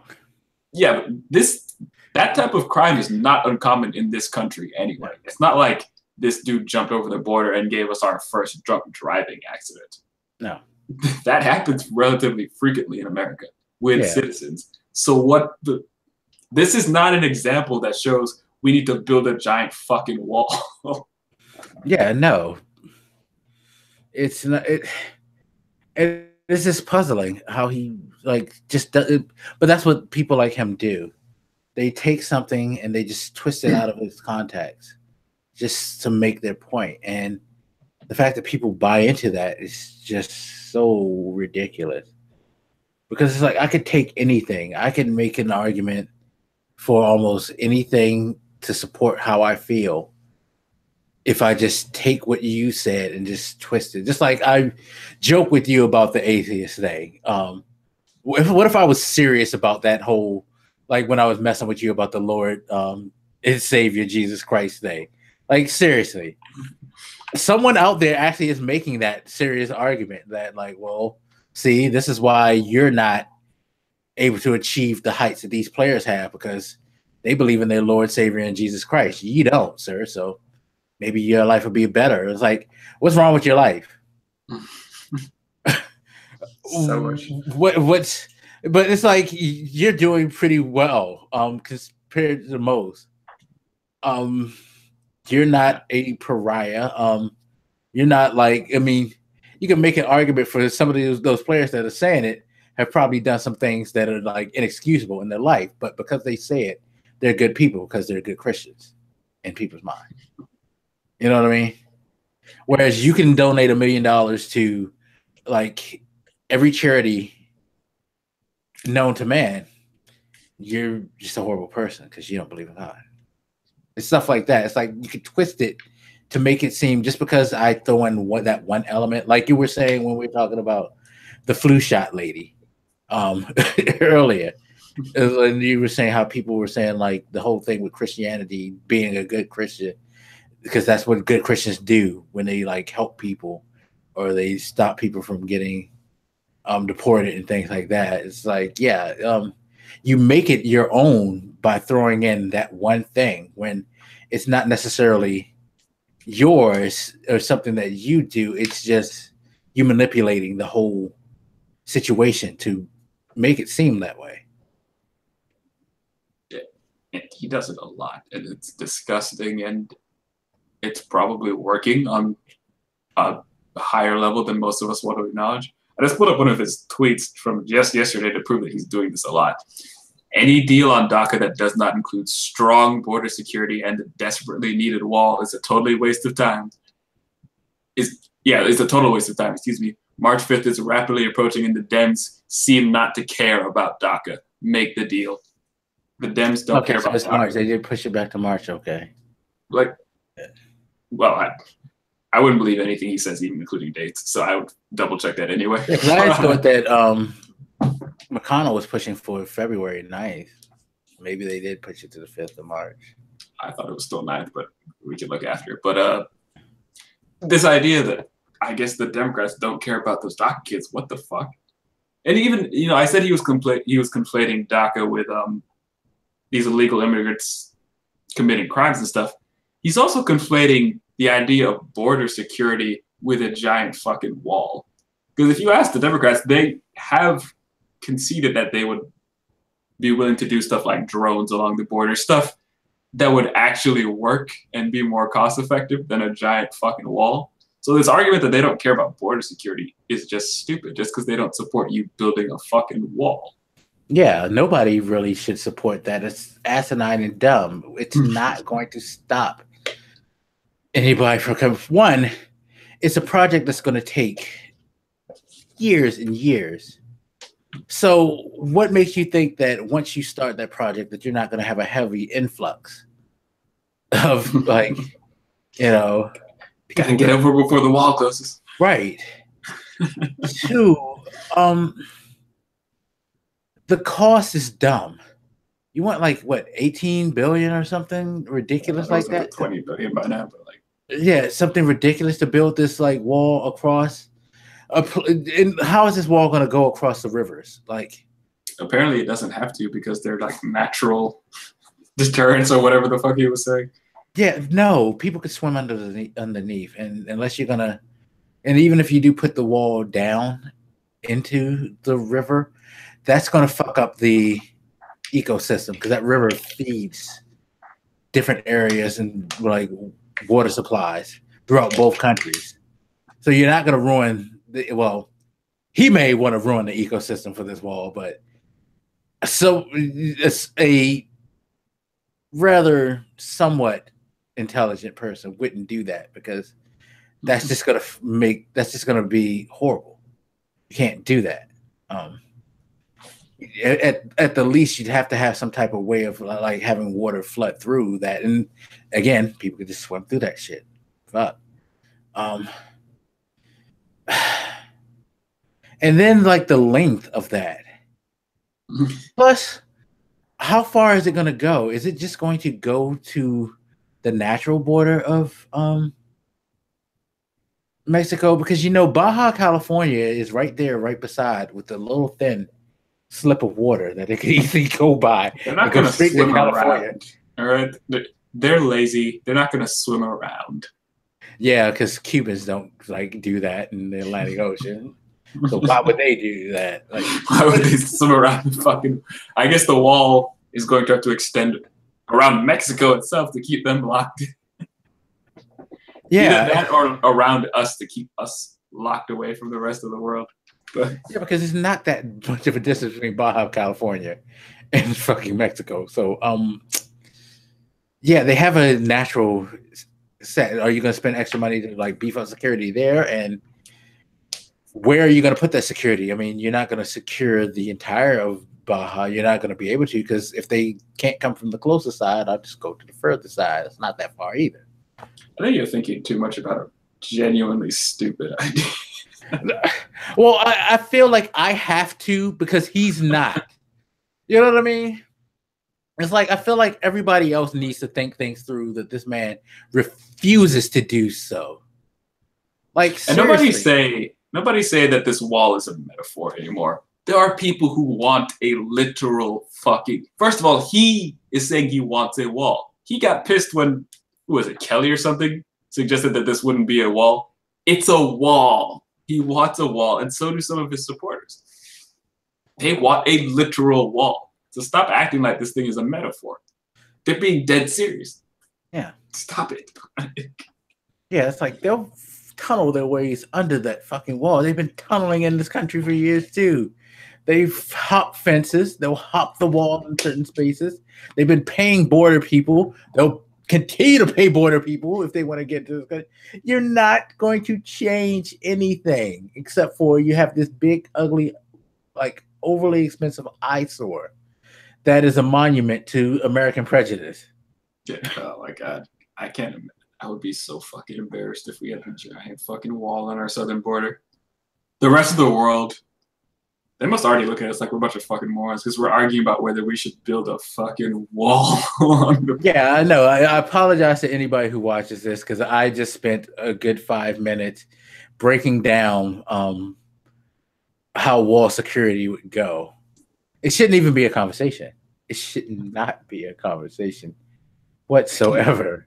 It should have never been an idea that came to fruition at all. But a bunch of unfair attacks on these Democrat people. They're fine with criminals coming into the country. They don't care about border security.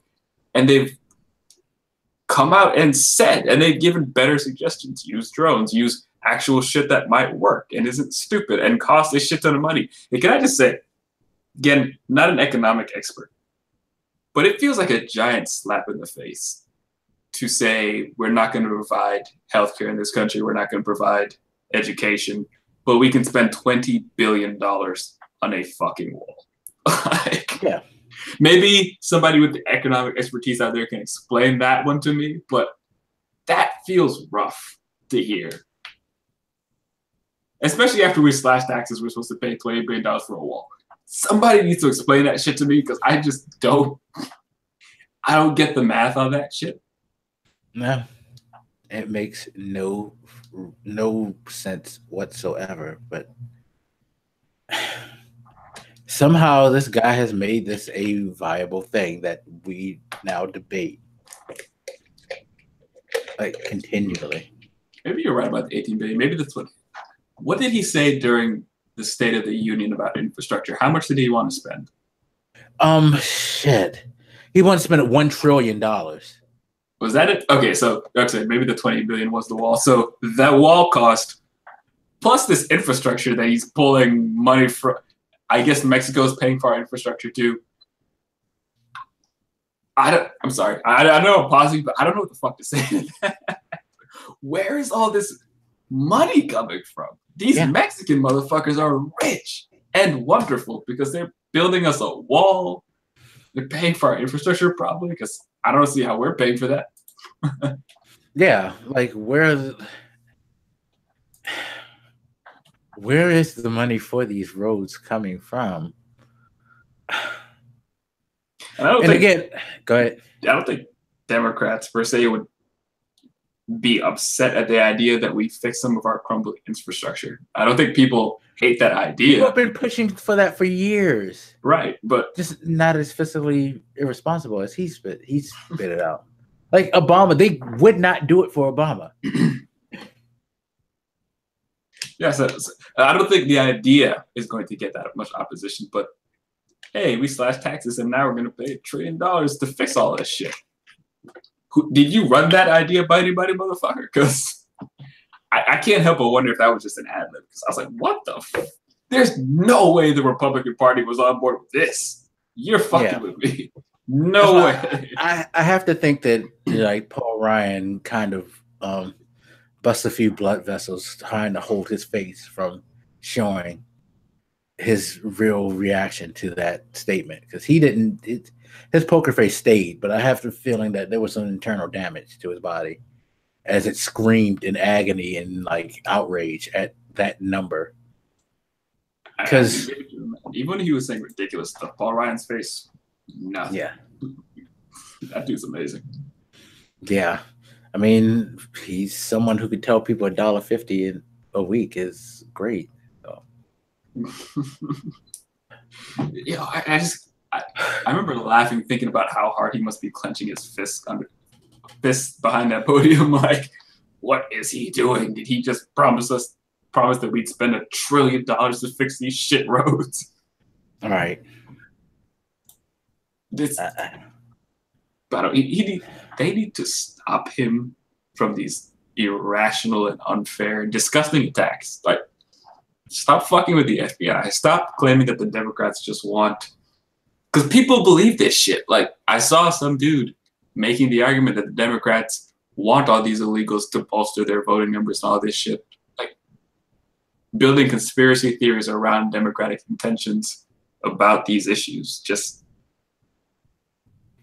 that is the unforeseen consequence of this issue, is that people believe him. He's not just a crazy person. He is a crazy person, but he's a crazy person with influence. He's not some fucker in a psychiatric ward somewhere that nobody's really paying attention to.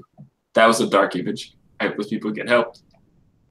But he is reshaping shit all around. People talking about, with this attack on the FBI, would the FBI be as open and communicative with the, rest of the government if they're going to keep getting attacked like this? It's kind of scary that the FBI might be like, yeah, fuck you guys. We're not going to have this nice relationship with you anymore because we keep getting attacked on political issues. Are we have to worry about them now? because they apparently know that they can't trust other parts of the government to act like adults, which they wouldn't be wrong about right now, but that's not a trend you want to see going into the future. Not that they're doing that now, but they would have reason to have some distrust of this administration. Yeah, it's ridiculous, and I'm sure there's plenty of stuff that we missed this week because there's just so much bullshit. Come on, I don't get it. Apparently, we're voting to release the Democratic memo, so maybe we should expect that soon. Unless Trump is like, no. I honestly don't care about the Democratic memo, only in the sense that I don't think that it is going to do much to dissuade the way things are, because at the end of the day, it doesn't need to be believable to, anyway. It could be the most accurate thing in the world and people will dump on it as just a way of the Democrats trying to hit back.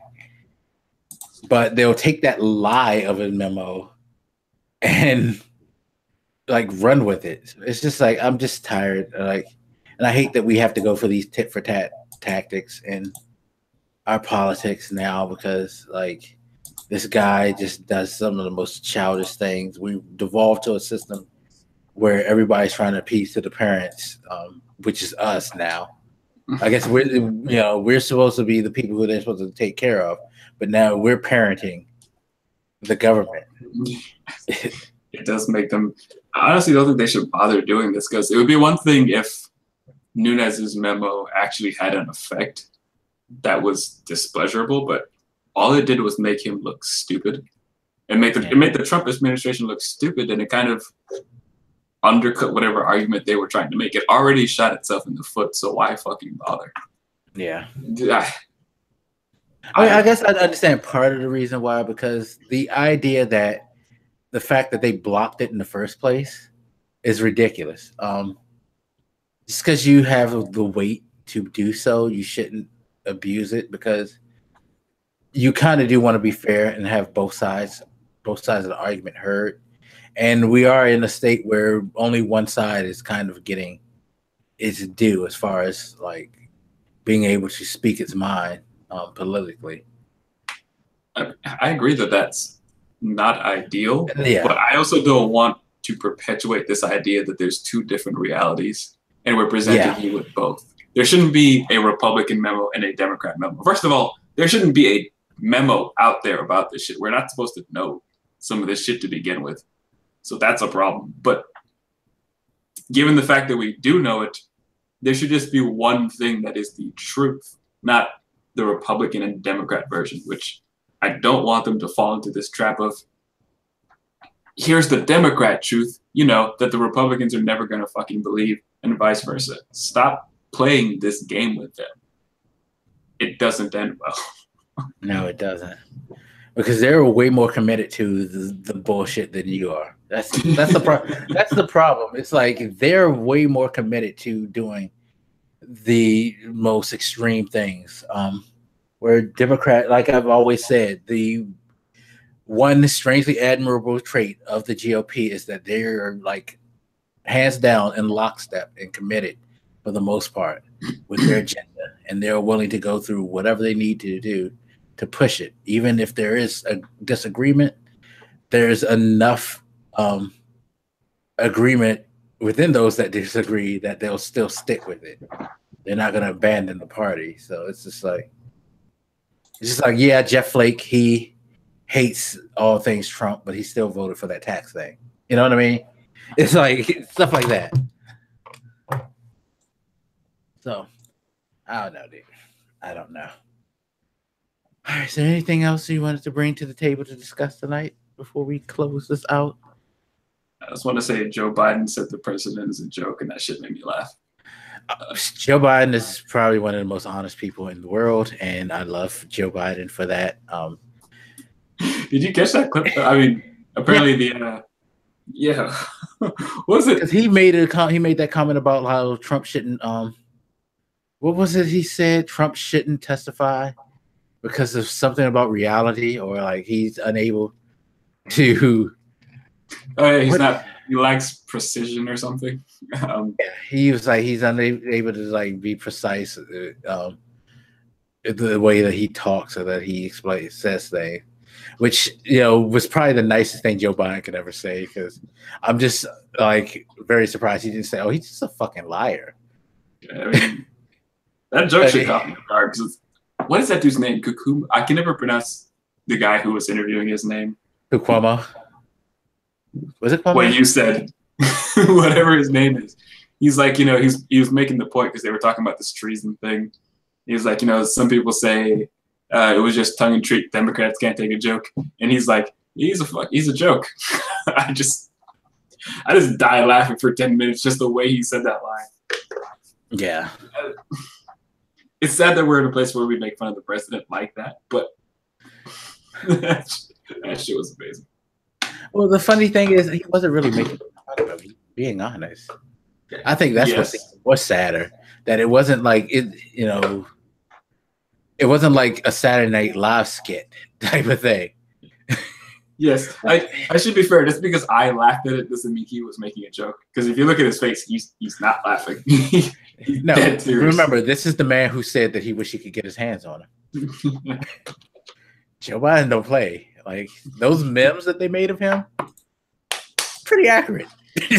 This dude, I gotta watch that full interview. But I just want to point out that was fucking great, and I've been thinking about it in my head this whole time, just like laughing on the inside that he said that shit. Yeah. Football's weird. Politics is fucking gross nowadays. I don't know what the fuck's gonna happen to these DACA kids if the government's gonna shut down again. I better get my refund before that so I can be a gamer again. You will. You'll get it this week. You said you did it last week. Yeah, it'll be. You probably won't get it any later than next Wednesday. That'll be 10 business days. So you're good. Hopefully, we still have a government after a few weeks. I feel like we're gonna go into a Cloverfield type state. So it'd be so fucking weird if we shut down again just a few weeks. Oh my god. By the way, I need to watch that Cloverfield movie. Did you hear about that? Nope. They announced and released a Cloverfield movie on Netflix during the Super Bowl. Oh, that's why I didn't hear about it, because I didn't want. Yeah, they actually showed the premiere trailer on the Super Bowl and be like, it's on Netflix now. Like, oh, okay. God damn. No lead time. Holy shit. Stop watching this bullshit. Watch Cloverfield. The Netflix. So, yeah. Here's pretty good. I don't know. Be more charitable to other people's standpoints. You know, don't do what Trump is doing with the Democrats and start making up bullshit, essentially, like having these weird interpretations that make them look as horrible as humanly possible. I disagree with plenty of motherfuckers all the time. As an atheist, I disagree with religious people a lot, but I never try to cast their thoughts as something that they're not. I don't make false interpretations of what they're saying just to make them look bad. That's not fair or right. It's intellectually stupid and lazy, dishonest. Look, you can disagree with a motherfucker all you want, but how about you actually disagree with what they're thinking? I mean, he is disingenuous and lazy. Yeah, that's for sure. And here's to committing treason. Yeah, the irony of it all is going to be if he gets subpoenaed or they issue a warrant for him, it's going to be because he did a treasonous act. That's the funny part about it. And that's what I feel like is the funniest takeaway from the things that he say and the things that he do, is that if you look at it, he ends up actually being the one to perpetrate the things that he tries to accuse others of doing. It's just a very weird thing about him. He's projecting, I guess. Yeah, I think that's something to think about too as we go off on this. Is he's making us spend so much time thinking about his idiocy that I don't think a lot of us are appreciating the fact that we are investigating his ties to Russia, the people who attack. Maybe attack is a strong word, but have been fucking with our democracy for a while now. It's not like they've stopped. They're still doing that shit.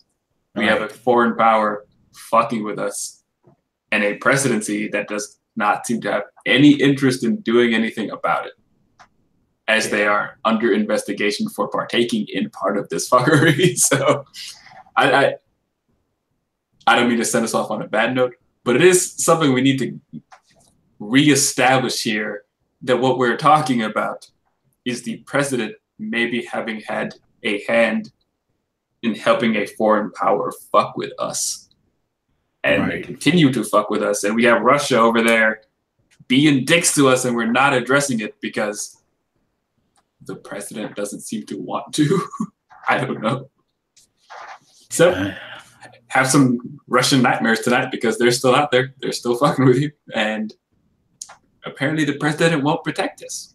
Yeah, this is why I drink Swedish vodka and not Russian vodka. Because I love America. But okay, we're gonna end it right there. Thank you again to everybody who's watched. We appreciate it. I think I will have some big news next week because and I'll talk to you about it because I mentioned taxes and this reminded me of why taxes are great. But yeah, so stay tuned for that. Again, appreciate you guys for coming through. Hope you enjoyed the show. And with that, I will leave it to the adorable Cardiac Sumo to give us his final thoughts and sign us off. Keep that feeling of treason in your heart, ladies and gentlemen. Good night. What a douchebag. Peace out, everybody. See you next time.